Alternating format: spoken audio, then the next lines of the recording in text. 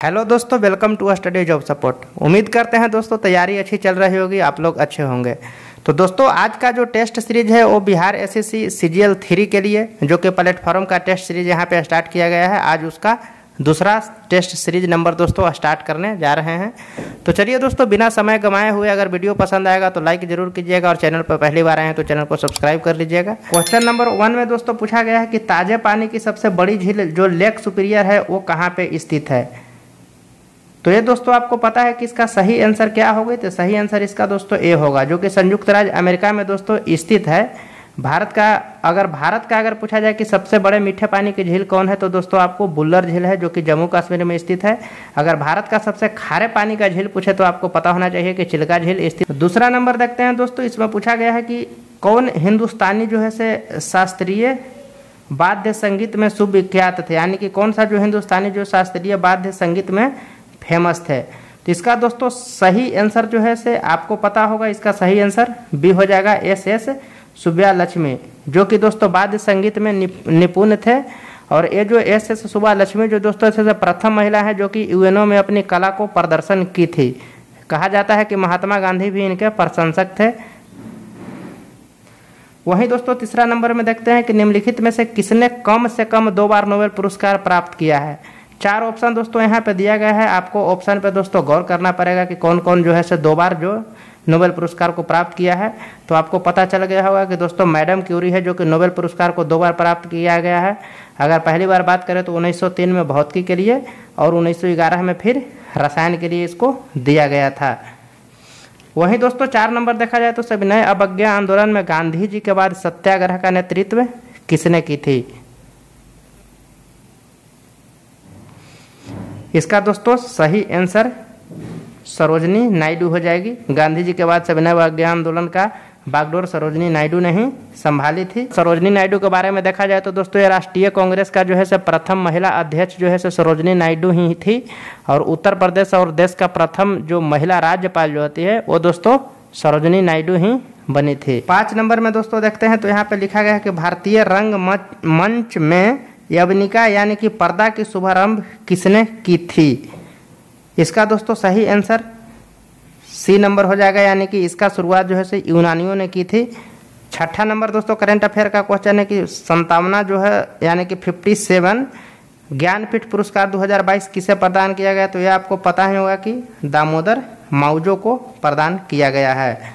7 number दोस्तों देखा जाए तो यहाँ पे है कि भारतीय संविधान में संसद के दोनों सदन के संयुक्त बैठक का प्रावधान जो है से किस देश के संविधान से लिया गया है।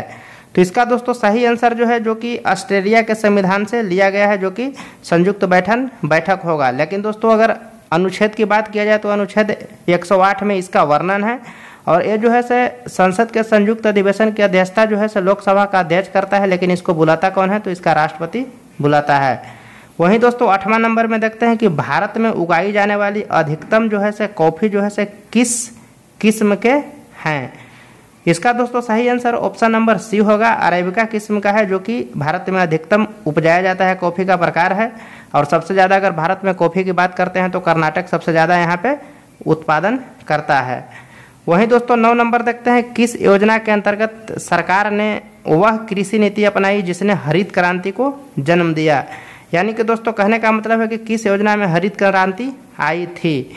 तो इसका दोस्तों सही आंसर ऑप्शन नंबर डी हो जाएगा, यानी कि तीसरे पंचवर्षीय योजना होता है। अवमूल्यन का प्रमुख लक्ष्य क्या होता है। देखिए दोस्तों अवमूल्यन का लक्ष्य होता है कि जानबूझ करके किसी देश के सापेक्ष में अपनी मुद्रा को कम कर देना। ताकि इसमें क्या होता है तो इसमें दोस्तों ये दोस्तों ऐसा इसलिए किया जाता है ताकि यहाँ पे निर्यात ज़्यादा हो। तो यही दोस्तों यहाँ पे निर्यात को बढ़ावा देने के लिए ऐसा किया जाता है। 11 नंबर दोस्तों देखते हैं कि संरचनात्मक बेरोजगारी का प्रमुख कारण क्या है। तो इसका दोस्तों सही आंसर हो जाएगा कि ऑप्शन नंबर डी, जो कि अपर्याप्त उत्पादन क्षमता होता है। इसी के कारण दोस्तों जो है कि संरचनात्मक बेरोजगारी पैदा होती है। अगर देखा जाए तो सबसे ज़्यादा संरचनात्मक बेरोजगारी कहाँ है तो ये भारत में ही सबसे ज़्यादा संरचनात्मक बेरोजगारी पाई जाती है। इसको छिपी हुई बेरोजगारी भी कह सकते हैं, मौसमी बेरोजगारी भी कह सकते हैं। इसलिए दोस्तों कि अगर देखा जाए तो कृषि कार्य की ही अगर बात ले लेते हैं तो एक घर के अगर देखा जाए तो पूरा बाप बेटा मिल करके मेहनत करता है, लेकिन वहाँ पे वर्क कुछ नहीं दिखता है, लेकिन पूरा का पूरा लोग वहाँ पे लगे रहते हैं। तो इसी का दोस्तों छुपी हुई बेरोजगारी कहते हैं, मौसमी बेरोजगारी कहते हैं। मौसमी बेरोजगारी में होती है दोस्तों कि मान लीजिए कि कोई मजदूर जो है कि मौसम के हिसाब से काम करता है, जैसे कोई आइसक्रीम बेच रहा है, तो गर्मी के बाद उसका दोस्तों धंधा ठप पड़ जाता है और कुछ नहीं कर पाता है वो, इसलिए इसको मौसमी बेरोजगारी कहते हैं। वहीं दोस्तों 12 नंबर अगर क्वेश्चन देखा जाए तो इसमें बताया गया है कि संविधान ने भारत के किस प्रकार वर्णित किया गया है। तो आपको दोस्तों जैसा कि पता है तो भारत एक राज्यों का संघ है, जो कि अनुच्छेद 1 में बताया गया है, इसी के रूप में इसे वर्णित किया गया है।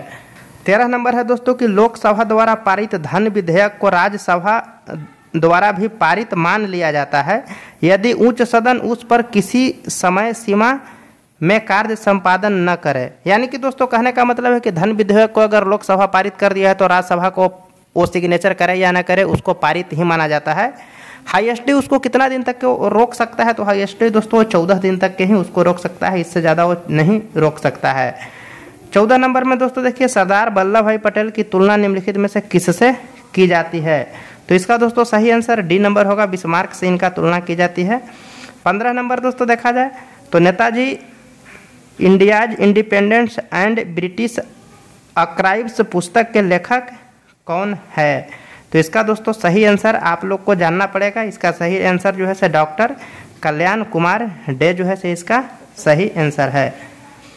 16 नंबर में दोस्तों देखते हैं तो यहाँ बताया गया है कि किसी वस्तु का पूंजी तथा उत्पादन का अनुपात किसका माप करता है। यानी कि कोई भी वस्तु का जितना पूंजी लगा और उत्पादन हुआ तो एक किसका माप करता है। तो इसका दोस्तों सही आंसर क्या होगा। सही आंसर दोस्तों इसका बी होगा, उत्पादन के प्रति इकाई में निविष्ट पूंजी की राशि। 17 नंबर दोस्तों देखा जाए तो मौलिक अधिकारों को लागू करने के लिए रीट जारी की जाती है। यानी कि मौलिक अधिकार को जब लागू करना है तो रीट किसके द्वारा जारी की जाएगी। इसका दोस्तों सही आंसर आपको सोच करके बताना है। तो रीट इसका जारी किया जाएगा उच्चतम न्यायालय के द्वारा। रीट की अगर व्याख्या की बात करें तो संविधान के अनुच्छेद 226 में रीट की व्याख्या की गई है। और यहाँ दोस्तों उच्चतम न्यायालय की बात करते हैं तो वो जो है से अनुच्छेद 32 के तहत जो है से कि रीट जारी कर सकती है। वहीं दोस्तों यहाँ पूछा गया है कि भारतीय अक्षय ऊर्जा दिवस या नवीनीकरण ऊर्जा दिवस प्रत्येक वर्ष किस तिथि को मनाया जाता है। तो आपको ये पता होना चाहिए कि प्रत्येक वर्ष ये जो है से 20 अगस्त को मनाया जाता है। गांधी इन चंपारण पुस्तक के लेखक कौन है। तो इसका सही आंसर दोस्तों बी नंबर हो जाएगा, दीनानाथ गोपाल तेंदुलकर जो है से गांधी इन चंपारण पुस्तक के लेखक है। 20 नंबर क्वेश्चन दोस्तों देखते हैं यहाँ पे। तो बताया गया है कि निम्नलिखित देशों में से टकला मकान जो एक मरुस्थल है, टकला मकान वो किस देश में है। तो वो दोस्तों आपको पता होना चाहिए कि टकला मकान मरुस्थल जो है से वो कहाँ पे है, तो चीन में है। वही दोस्तों अगर मंगोलिया की बात करते हैं तो मंगोलिया में जो गोबी मरुस्थल है वो यहाँ पे मंगोलिया में स्थित है।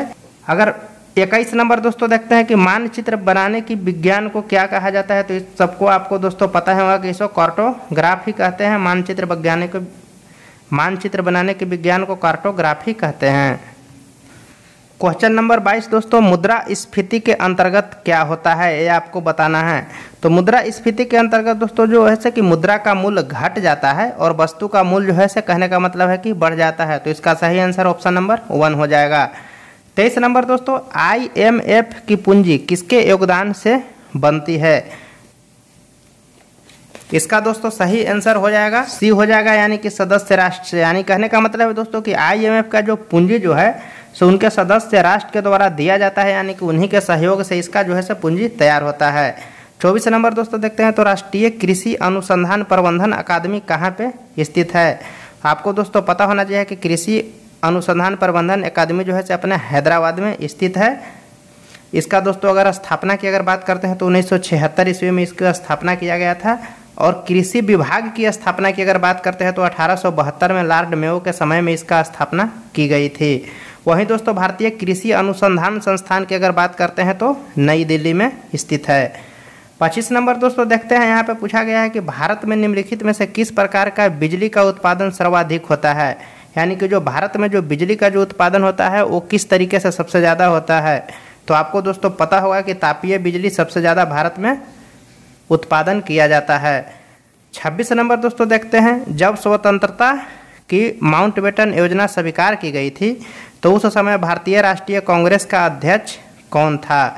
इस समय दोस्तों अगर बात किया जाए तो 1947 के समय भारतीय राष्ट्रीय कांग्रेस का अध्यक्ष कौन था? तो आपको पता होना चाहिए कि जेबी कृपलानी जो है से भारतीय राष्ट्रीय कांग्रेस के अध्यक्ष थे।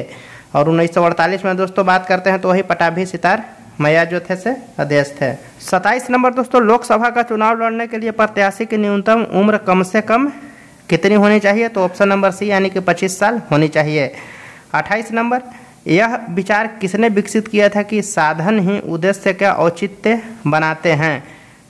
तो ये दोस्तों जो विचार था वो दोस्तों महात्मा गांधी का विचार था कि साधन ही उद्देश्यों को औचित्य बनाते हैं। 29 नंबर दोस्तों है कि स्वाद जो है, स्वाद का वास्तविक स्थान जिह्वा नहीं बल्कि मन है, इस शब्द को किसने बोला था? तो इस शब्द को दोस्तों जो है से महात्मा गांधी जी ने बोला था कि स्वाद जो है से जिह्वा नहीं बल्कि उस मन होनी चाहिए। वहीं दोस्तों 30 नंबर अगर देखा जाए तो दिया गया है कि भारतीय संविधान में उद्देशिका में परिवर्तन किस संशोधन अधिनियम से किए गए थे? यानी कि प्रस्तावना में जो है परिवर्तन किस संशोधन अधिनियम से किए गए थे? तो इसका दोस्तों सही आंसर 42वां संविधान संशोधन 1976 के द्वारा किया गया था। इसमें कुछ शब्द भी जोड़ा गया था, जैसे धर्मनिरपेक्ष हो गया, समाजवाद हो गया और अखंडता शब्द को इसमेम जोड़ा गया था। अगर देखा जाए तो संविधान संशोधन की जो अवधारणा है से लिया गया है, कहाँ से लिया गया है? तो दक्षिण अफ्रीका, आपको पता होना चाहिए। और 368 अनुच्छेद के तहत संविधान संशोधन किया जाता है। 31 नंबर दोस्तों देखा जाए तो संसद के किसी भी सदन के 2 सत्रों के बीच अंतराल कितना से अधिक नहीं होना चाहिए? तो ये दोस्तों आपको पता होना चाहिए कि 6 महीने से अधिक इसकी अंतराल नहीं होना चाहिए। एलोरा में गुफाएं और शैलकृत मंदिर हैं, यानी कि एलोरा जो है से किस किस से संबंधित है? तो आपको पता होना चाहिए कि एलोरा जो है से तीनों से है, हिंदू, बौद्ध, जैन, तीनों से संबंधित है। 33 नंबर में दोस्तों देखते हैं, इसमें पूछा गया है कि अकबर के दरबार में सबसे प्रसिद्ध संगीतकार तानसेन का मूल्य नाम क्या था? तो बताइए दोस्तों इसका सही आंसर क्या है? तो तानसेन का जो मूल्य नाम जो था से दोस्तों रामतनु पांडे था। अगर तानसेन की अगर बात करें तो इसके गुरु का नाम क्या था? तो दोस्तों तानसेन के गुरु का नाम जो था से हरिदास था। 34 में दोस्तों देखते हैं कि किस अधिनियम को महत्वपूर्ण विशेषता प्रांतीय स्वायत्ता थी? इसका दोस्तों सही आंसर यह नंबर हो जाएगा, यानी कि 1935 का जो अधिनियम था उसी का समझिए कि आधा से ज़्यादा भाग अपने संविधान में उसी का लिया गया है, करीब करीब भाग। 35 में दोस्तों देखते हैं तो यहाँ बताया गया है कि महाबलीपुरम के 7 पैगोड़ों का जो कलाकृति है वो किसका साक्षी है? Option number A Pallava, B Pandava, C Chola और डी चेरो। तो आपको सही आंसर यहाँ पे दोस्तों ढूंढना है, ए नंबर हो जाएगा, जो कि नरसिंह वर्मन प्रथम के द्वारा बनाया गया था महाबलीपुरम के रथ मंदिर, जिसको तट मंदिर भी कहते हैं। पल्लव वंश के महान शासक था नरसिंह वर्मन प्रथम। 36 नंबर में दोस्तों है कि 1857 के विद्रोह के दौरान भारत का गवर्नर जनरल कौन था? यानी कि जब 1857 की विद्रोह हुई थी तो गवर्नर जनरल कौन था? तो आपको पता ही होगा कि लॉर्ड कैनिंग जो था से वहाँ का गवर्नर जनरल था। अगर लॉर्ड कैनिंग के बारे में बोला जाए तो प्रथम वायसराय भी बन करके भारत आया था। क्वेश्चन नंबर दोस्तों 37 यहाँ पे देखते हैं, बताया गया है कि महात्मा बुद्ध जो है किस वंश से संबंधित थे? तो आपको दोस्तों इसको सही आंसर आपको पता होना चाहिए, जरूर पता होना चाहिए। इसका सही आंसर दोस्तों सी है, यानी कि ये जो है शाक्य वंश से संबंधित थे। अगर इनका पिता की बात करते हैं तो पिता जो है इनका शुद्धसेन थे, जो कि शाक्यगण के मुखिया थे। अगर दोस्तों गौतम बुद्ध की अगर जन्म की बात करें तो कपिलवस्तु के लुम्नी जो है से वहीं पे इनका जन्म 563 ईस्वी में हुआ, ईसा पूर्व में हुआ था। 38 नंबर दोस्तों देखते हैं, निम्नलिखित में से किसको सूर्य के ऊर्ध्वाधर किरणें कभी भी नहीं मिलेगी? यानी कि दोस्तों सूर्य का जो ऊर्ध्वाधर किरणें जो है से कभी भी कौन सा शहर को इनमें से नहीं मिलने वाली है? तो दोस्तों इसका सही आंसर जो है से कि श्रीनगर है। यहाँ पे कभी भी सूर्य का जो किरणें हैं सीधा सीधी नहीं पड़ सकता है। श्रीनगर की अगर बात करें तो यह झेलम नदी के किनारे स्थित है। इसको दोस्तों अशोक के द्वारा बसाया गया था। वहीं दोस्तों 39 में देखते हैं तो इसमें बताया गया है कि जनसंख्या का जो किस समय जो है से ऋणात्मक वृद्धि दर दर्ज की गई थी, यानी कि किस समय अपनी जनसंख्या जो है से माइनस में रही थी? तो ये दोस्तों आपको पता होना चाहिए 1911 से 1921 के बीच में। तो दोस्तों इसका सही आंसर ऑप्शन नंबर बी है, 1911 से 1921 के बीच में जो है कि जनसंख्या माइनस में रही थी। तो 40 नंबर दोस्तों देखते हैं कि निम्नलिखित में से कौन सा संसाधन अजैव और नवीनकरणीय है? तो इसका दोस्तों सही आंसर आपको बताना है, तो बताइए इसका सही आंसर क्या होगा? तो दोस्तों इसका सही आंसर जो है कि जल होगा। 41 में दोस्तों देखते हैं कि निम्नलिखित में से कौन सा नगर जो है से राष्ट्रीय राजधानी क्षेत्रों में नहीं आता है। देखिए यहाँ 5 जो 4 ऑप्शन दिया गया है, इसमें आपको बताना है कि कौन सा जो है से राष्ट्रीय राजधानी क्षेत्र नई दिल्ली के अंतर्गत नहीं आता है। तो इसका दोस्तों सही ऑप्शन हो जाएगा डी मथुरा, जो कि यूपी के अंतर्गत आता है। 42 नंबर में दोस्तों देखते हैं निम्नलिखित में से किस नदी को वृद्ध गंगा के नाम से जाना जाता है। तो ये रटा रटाया क्वेश्चन है, आपको पता है, इसका आंसर गोदावरी होगा। तंजानिया की राजधानी दोस्तों कहाँ है, तो आपको ये भी पता होना चाहिए कि तंजानिया की जो राजधानी जो है से डोडोमा है। अगर मुद्रा की बात करते हैं तो इसकी मुद्रा दोस्तों शिलिंग है। वहीं दोस्तों 44 देखते हैं अंडमान द्वीप समूह और निकोबार द्वीप समूह निम्नलिखित में से किसके द्वारा एक दूसरे से अलग किए जाते हैं। तो ये आपको दोस्तों पता होगा कि 10 डिग्री जो चैनल है से दोनों को एक दूसरे से अलग करते हैं। 45 नंबर में दोस्तों देखते हैं कंप्यूटर के लिए आईसी चिप आमतौर पर किसका बनाया जाता है। तो आपको पता है कि ये जो है सिलिकॉन का बनाया जाता है और कंप्यूटर का जनक चार्ल्स वेबर को कहा जाता है। आर्यभट्ट जो है भारत का प्रथम उपग्रह था। 46 में दोस्तों देखते हैं कि आतंकवाद से पीड़ितों को अंतर्राष्ट्रीय दिवस पर हर साल किस तिथि को मनाया जाता है। यानी कि जो आतंकवादियों के द्वारा परेशान किए गए हैं, यानी कि पीड़ित किए गए हैं, तो वो दिवस जो है किस वर्ष मनाया जाता है, यानी कि हर किस तारीख को मनाया जाता है। तो वो दोस्तों 21 अगस्त को मनाया जाता है आतंकवादी से पीड़ित दिवस।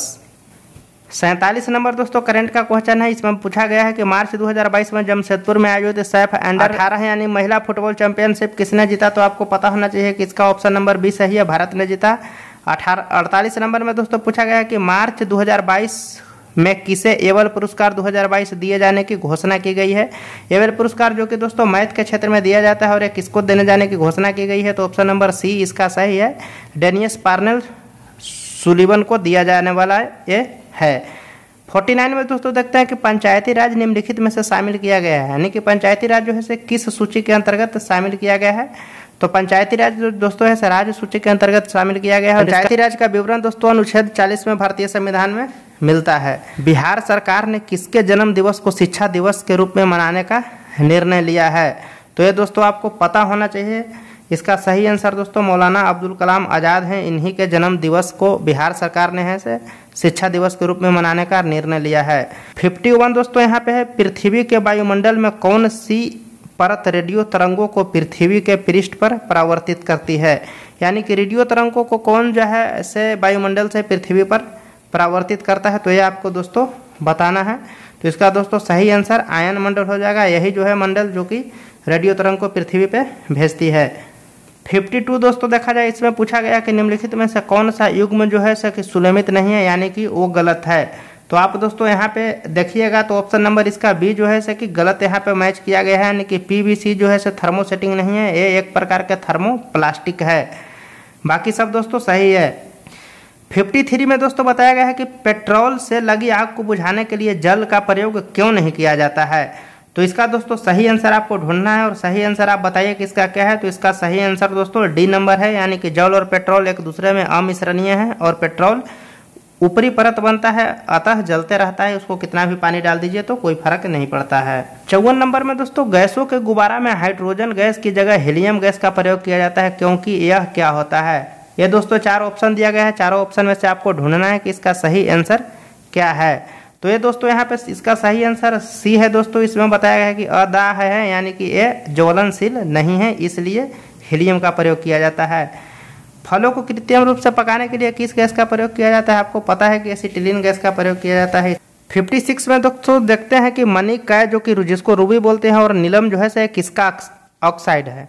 इसका दोस्तों सही आंसर ऑप्शन नंबर डी है, जो कि एल्युमिनियम का ऑक्साइड है। और अगर एल्युमिनियम के सबसे ज़्यादा उत्पादन की अगर बात करें तो एल्युमिनियम की अभी फिलहाल सबसे ज़्यादा उत्पादन जो है चीन कर रही है। 57 नंबर में दोस्तों है कि एक फोटो सेल में प्रकाश ऊर्जा को परिवर्तित करता है, यानी कि फोटो सेल जो है प्रकाश ऊर्जा को किस में परिवर्तित करता है। तो ये आपको पता होना चाहिए कि विद्युत ऊर्जा में परिवर्तित करता है। 58 दोस्तों देखते हैं यूस्टोकी नालिका मानव शरीर के किस भाग में स्थित होती है। तो इसका दोस्तों ये जो होता है से ऑप्शन नंबर बी, यानी कि ये कान में होता है दोस्तों, सुनने में काम आता है, यानी कि जो भी नाक कान गले की जो होती है उसको ये जोड़ने का काम करती है। यहाँ दोस्तों 59 में देखते हैं यदि मनुष्य की एक आंख होती तो क्या होता।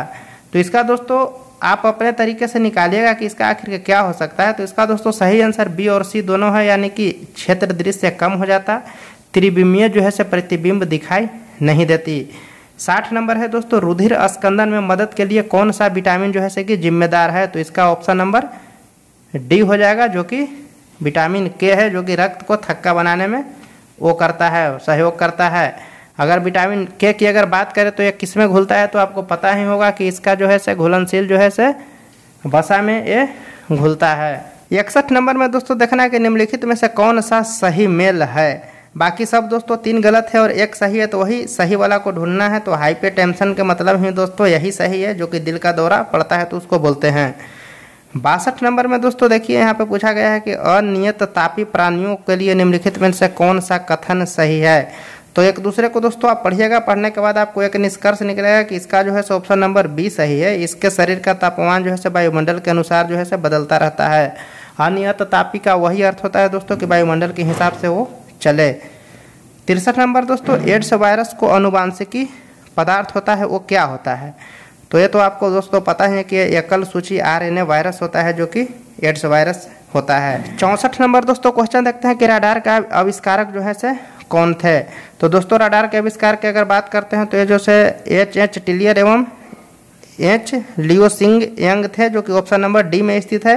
अगर रडार का पूर्ण अगर रूप अगर बात किया जाए फुल फॉर्म, तो रेडियो डिटेक्टिंग एंड रेजिंग इसका दोस्तों फुल फॉर्म होता है।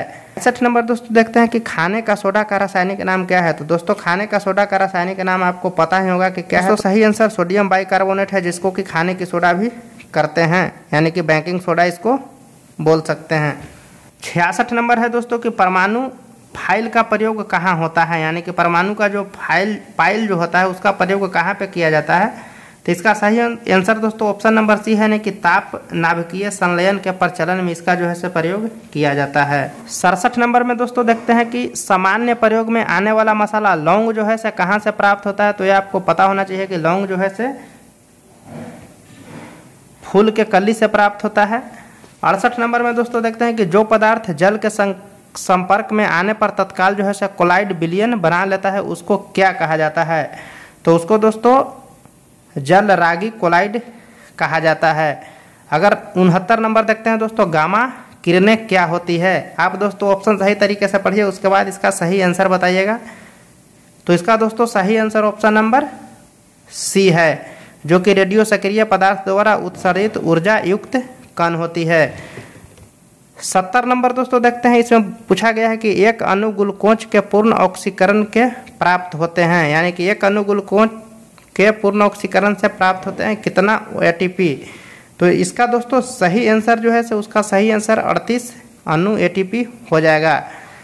71 दोस्तों देखा जाए तो समुद्री खरपतवार निम्नलिखित में से किसका जो है से महत्वपूर्ण स्रोत है। तो आपको पता होना चाहिए कि समुद्री खरपतवार जो होता है आयोडीन का सबसे मस्त स्रोत होता है। सामान्यतः 1 से 3 वर्ष के शिशुओं में प्रोटीन की कमी निम्नलिखित में से किस रोग के कारण होता है, यानी कि प्रोटीन की कमी से कौन सा रोग होता है। तो आपको पता होना चाहिए कि ऑप्शन नंबर सी इसका सही आंसर है, जो कि क्वाइसियोकोर जो रोग होता है वो प्रोटीन की कमी से होता है। आपको वही दोस्तों 73 नंबर देखा जाए तो जड़ों द्वारा अवशोषित जल को शीर्ष तक पहुंचाया जाता है, उसको क्या बोलते हैं।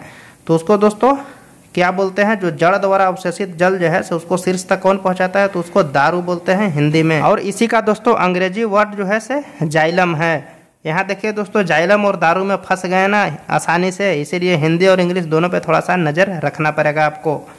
74 नंबर दोस्तों देखते हैं कोशिकाओं का अध्ययन किसके अंतर किया जाता है। तो आपको दोस्तों पता ही होना चाहिए कि कोशिकाओं का अध्ययन जो होता है साइटोलॉजी के अंतर्गत किया जाता है। हिस्टोलॉजी में ऊतक का अध्ययन होता है। यही दोस्तों 75 नंबर अगर देखते हैं तो कार्बन डाइऑक्साइड जल में घुलकर कौन सा जो है कि अम्ल बनाता है। तो ये दोस्तों आपको पता होना चाहिए। ये दोस्तों ऑप्शन नंबर बी इसका सही आंसर है, यानी कि कार्बन डाइऑक्साइड जल में घुल करके डिहाइड्रेशन कार्बोनेट कार्बनिक अम्ल जो है से बनाता है। तो दोस्तों अभी तक आपने मिलाया होगा, अपने मन में सोच करके रखा होगा, लिख करके रखा होगा कि कितना मार्क्स आ रहा है। तो प्लीज़ कमेंट कीजिएगा कि आपका कितना मार्क्स आ रहा है। और ये देखिए दोस्तों पूरा का पूरा 150 क्वेश्चन का पूरा PDF तैयार है। तो ये मैं अपने टेलीग्राम या व्हाट्सएप ग्रुप में डाल दूंगा, आप वहाँ ज्वाइन होकर के इसको ले सकते हैं और खुद से एक बार प्रैक्टिस करके फिर से देखिएगा कि आपका कितना मार्क्स आ रहा है, क्योंकि दोस्तों इसमें मैथ रीजनिंग पूरा का पूरा सब कुछ है। तो चलिए दोस्तों फिर मिलते हैं एक नए वीडियो में नई जानकारी के साथ। तब तक के लिए जय हिंद, वंदे मातरम।